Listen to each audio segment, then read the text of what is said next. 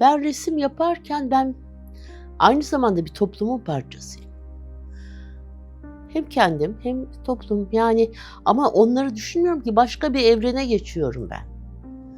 Yani yaptığım zaman yalnız içimdekini yansıtıyorum. İçimde mesela umut vardır. Umutsuz insan yaşayamaz. Resimlerime de bu yansıyor. İnsanlar hep bunu söylüyorlar. Resimlerinde bir umut parçası hep var diyorlar. Ben onlar için yapmıyorum bunu. İçimdekini yapıyorum. İçimde umut var. Umutsuz bir insan yaşayamaz.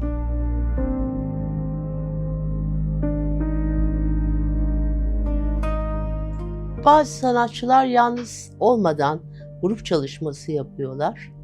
Eee, Atölye çalışmaları var. 4-5 kişi bir arada çalışabiliyorlar. Ama ben eskiden beri yalnız çalışmayı seviyorum. Neden yalnız çalışıyorum? Eee, Şundan dolayı yalnız çalışıyorum. Dışarıdan gelecek sesler, hareketler, resmin içine girmemi engelliyor.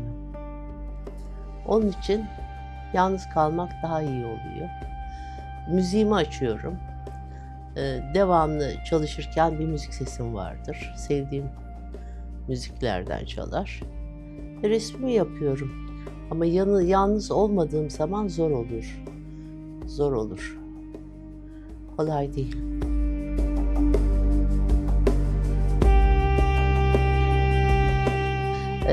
Yalnızlığımı resimle yok ettiğim şeklinde düşünmemiştim ama mantıklı olabilir bu. Belki de öyledir. Eee, Bilmiyorum yani, ama yalnız kalmayayım da bomboş sohbetlerden hiç hoşlanmam.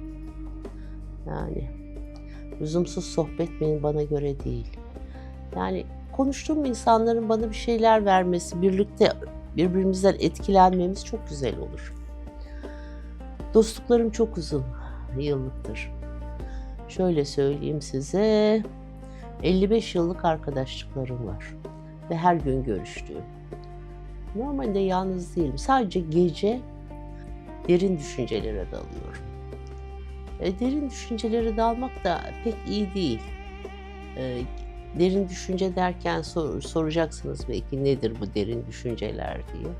İnanın dünyayı, evreni, onu bunu her şeyi düşünüyorum. Yapım böyle. Belli bir nedeni yok bunun. Onun için resim bana çok yardımcı oluyor.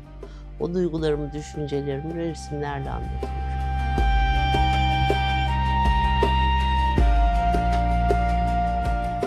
Geçenlerde arşiv yapıldı. 3670 resim çıktı. Esasında daha fazla. Fotoğraf çekilmeden önceki resimlerimde daha da bu sayı fazla. Eee, Her gün resim yapıyorum ben. Resimsiz günüm yok. Bazen oluyordur ama yine de söylemeyeyim, bazen 1-2 gün yapmadığım oluyordur. Tatile giderken de tatilde resimleri götürüyorum, yapıyorum. Bunun altında yatan birincisi sevgi. Sevgi olmadan resim olmaz. Yoksa bir tane resim yaparsın, beklersin, edersin. Çok sevdiğiniz bir şeyi yapmak istersiniz. Ben resmi, sanatı hakikaten çok seviyorum.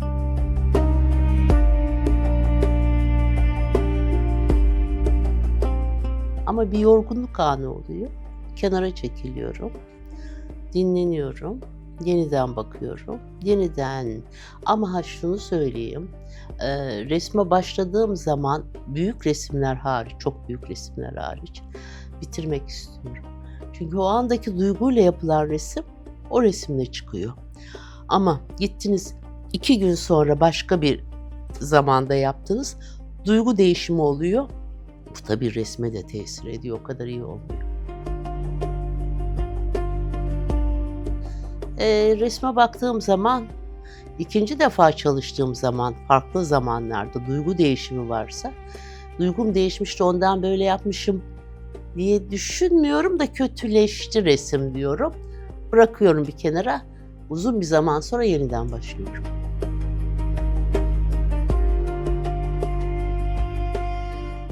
Bazen bakıyorum, diyorum, daha iyi olabilirdi diyorum. Bazen de bakıyorum, iyi bir resim bu ya diyorum. Şimdi Türkiye için söylemeyeyim de, yurt dışında bazı resimlere bakıyorum, çok çok meşhur. Diyorum ki Allah Allah. İlginç. Resimden mi ben anlamıyorum, onlar mı resmi farklı yorumluyorlar diyorum. Ama böyle bir hayat. Fazla üstünde hiçbir şeyin gelmeye değmez esasında. Bir hayat yaşayıp gidiyoruz.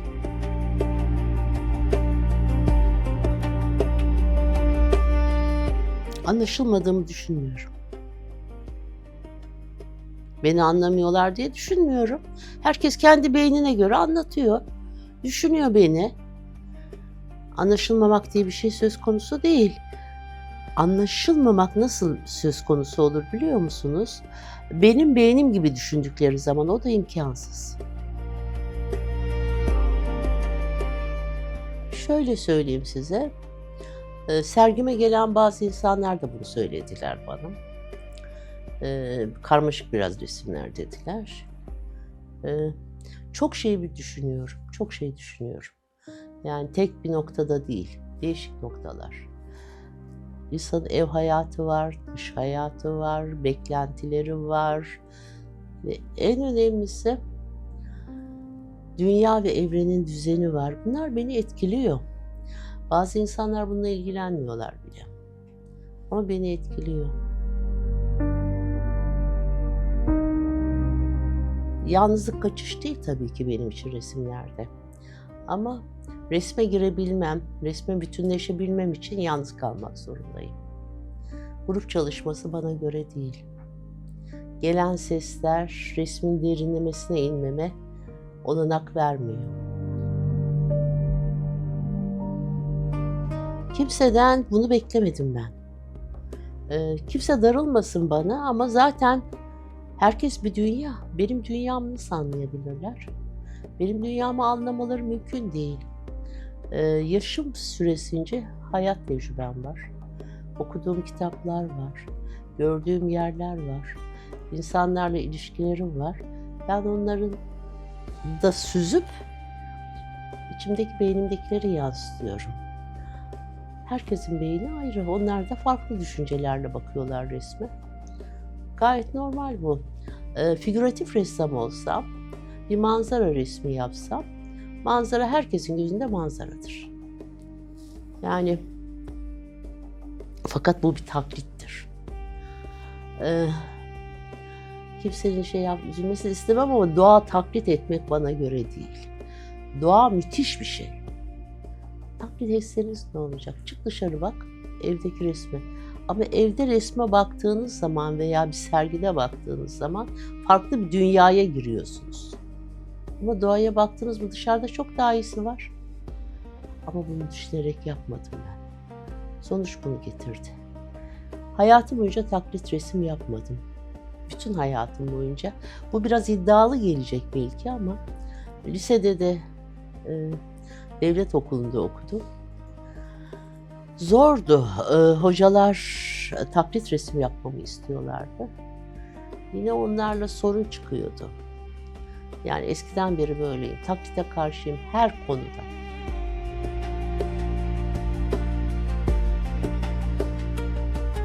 Bütün insanlar tek. Eğer bunun bilincine varırlarsa çok daha farklı olur. Yani şöyle bir şey var. Doğada ağaçtaki bir yaprağın işi başka bir ağaçta yok. Bu müthiş bir şey. Zaten yalnız doğuyoruz.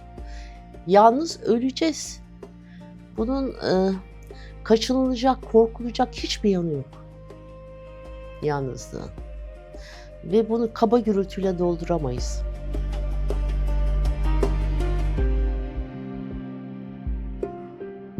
Kalabalıktan rahatsız olmam ben.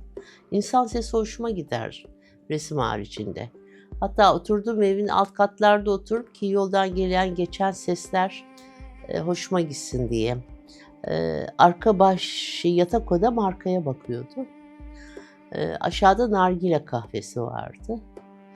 Herkes şikayetçiydi nargile kahvesinin çıkırtılarında. Benim çok hoşuma gidiyordu yattığım zaman o çıkırtıları dinlemek. Ben yalnızlığı o kadar resim dışında sevmem. Ama tabii ki hepimizin yalnız kalmak zorunda olduğu zamanlar var. Bunları da engelleyemeyiz.